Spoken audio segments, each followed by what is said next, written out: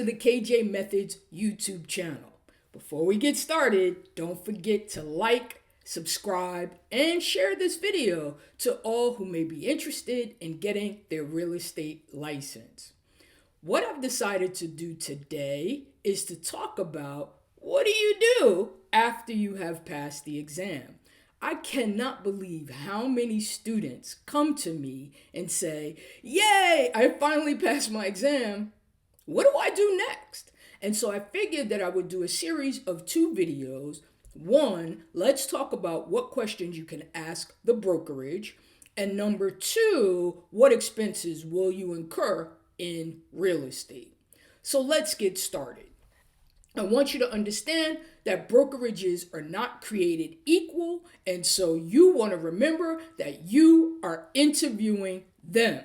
They are not interviewing you. Of course, they're taking a look at you. They're going to see if you're going to be easy to work with, if you have potential, but essentially, you are trying to get from them what you need. I suggest that as we go through these questions, you ask each broker the same questions so that you make certain that you are comparing apples to apples before you make a decision. All right, so let's get started here. Questions you can ask. What type of support do you offer for agents in terms of marketing, in terms of advertising, in terms of support staff? You want to know, how much are you going to be upheld? How much support are you going to get? Are you going to be on your own? Or are you going to have the ability to make money because this brokerage is also doing its own marketing and advertising? Number 2, what is your commission split? Now, this is a tricky one because brokers are all over the map. But you're going to ask them, how much am I going to get on each sale? How much are you going to get on each sale? It could be 90-10, it could be 50-50, it could be 70-30.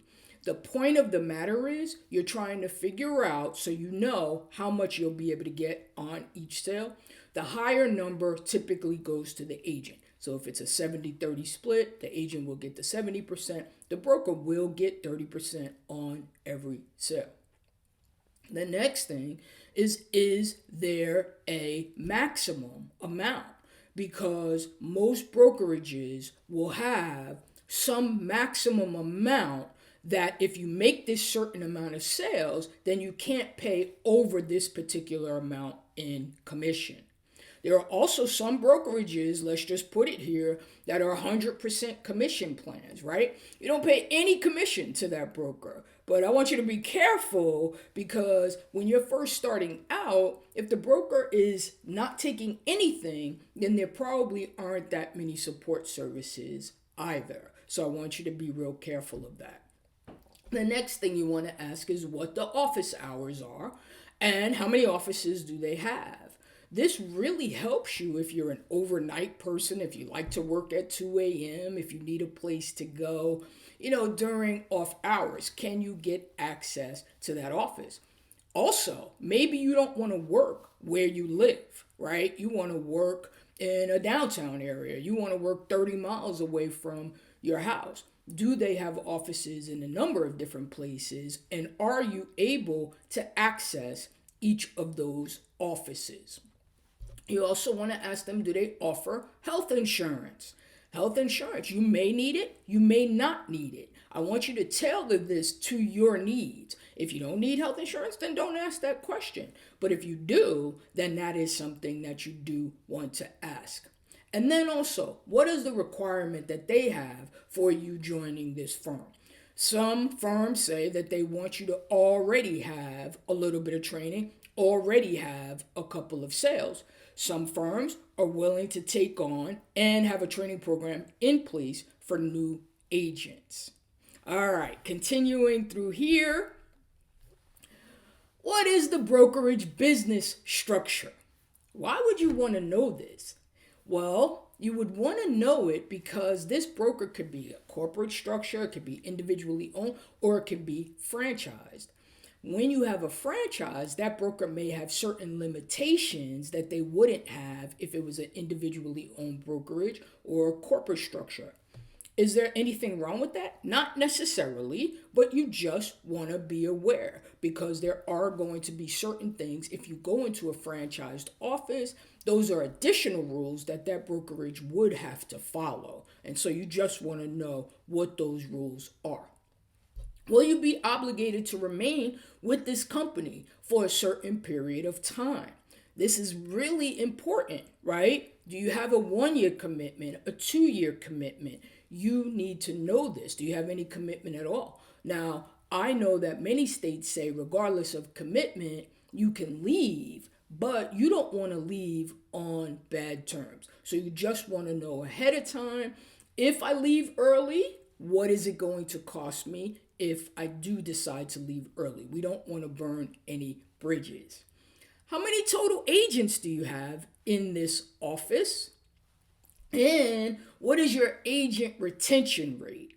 This would go to, what kind of support and what kind of training that you're going to get. Perhaps this may be an office with a ton of agents, and you want to ask, do they have any associate brokers, right? Because generally, if you have a structure where there are a lot of associate brokers, then perhaps the associate broker is working to train agents, for example. The point being, are you the type of person that works in an environment that has 3,000 agents and you work well in that environment? Or are you the type of person that needs more hand-holding and you do better in a smaller environment? And so you just want to know.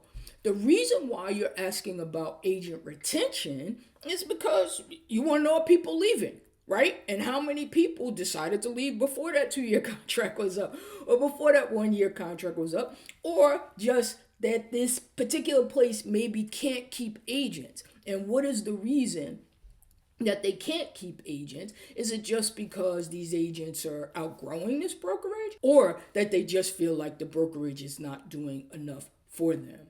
How often do you have office meetings? Well, with this one, you just want to know how connected the people are in the office. If it's a place that has more office meetings, you get an opportunity to meet more agents. The information that the broker wants you to have is generally deployed through these office meetings, and you have more of a family type connection. There are some offices that never have meetings at all, and you can tend to feel isolated in those offices. Like I said, there's no one answer of what is good or bad. It's just what's going to work best for you. Continuing here. What are the new agent expectations in terms of how many transactions do they expect for you to get? Now, as an agent, you're not an employee, you're an independent contractor, but still, there are still guidelines laid down to say, maybe we want you to have 3 transactions in your first year or 5 transactions in your first year. The point of the matter is you want to know. Do you have workspace available if I choose to work in the office? And do you have any conference rooms available? I find this to be very important because I am a person who likes to work in a clean space where it is dedicated to that particular thing. That's how I work best. Also, if I have clients coming in, I want the clients to be comfortable in a space that is not a multi-purpose space, right? We're not sliding things off the desk in order to sit the client down. We're able to give them coffee, they can come in, they can sit, they can relax. And so you just want to know, do you have that type of space that is conducive to a good professional work environment?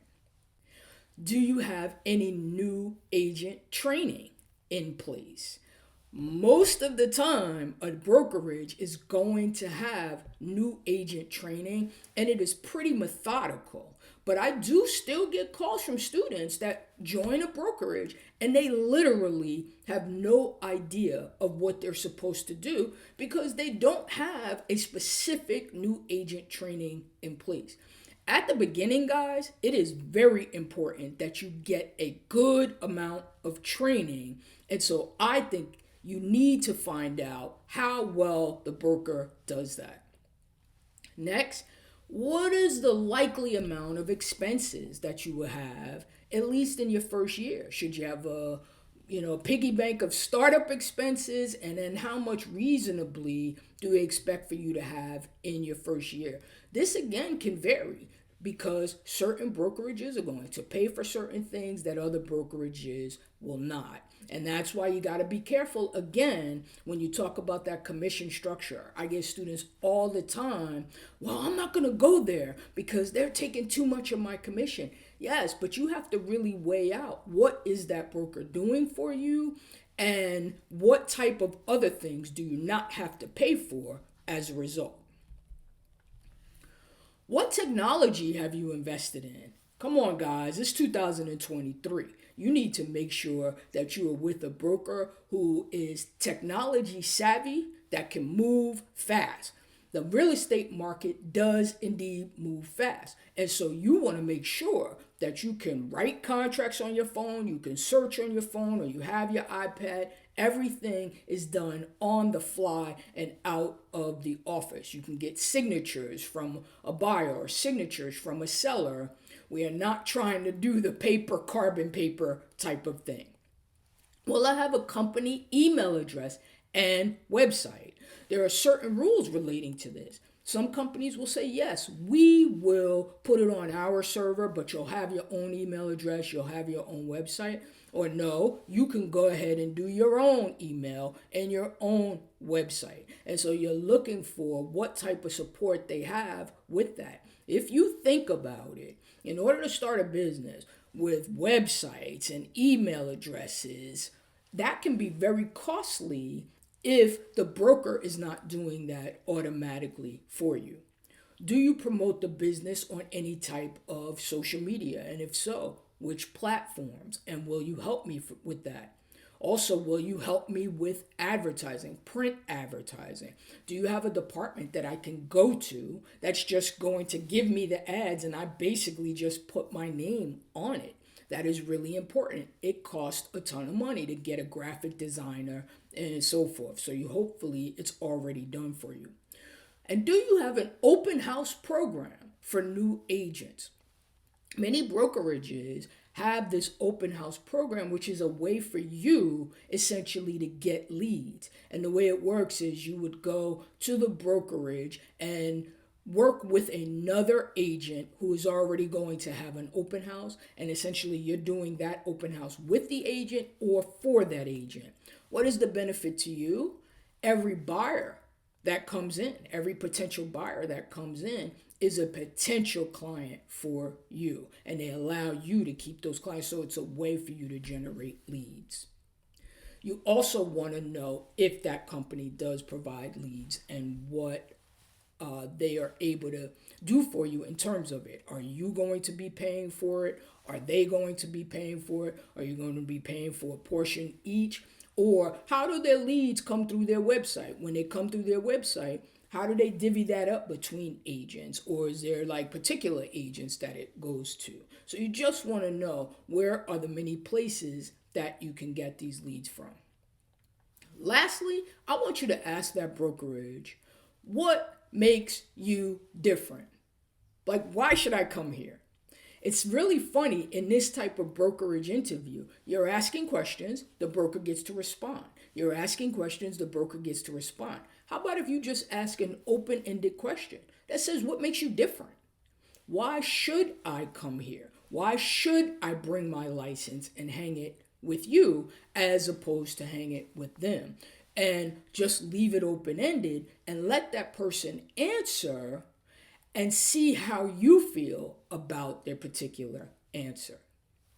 All right, guys. Well, that is it for today. I hope that was really helpful to you. Once again, don't forget to like, subscribe, and share this video to all who may be interested. I really appreciate you following me on the KJ Method, and we will see you next time. Have a great day.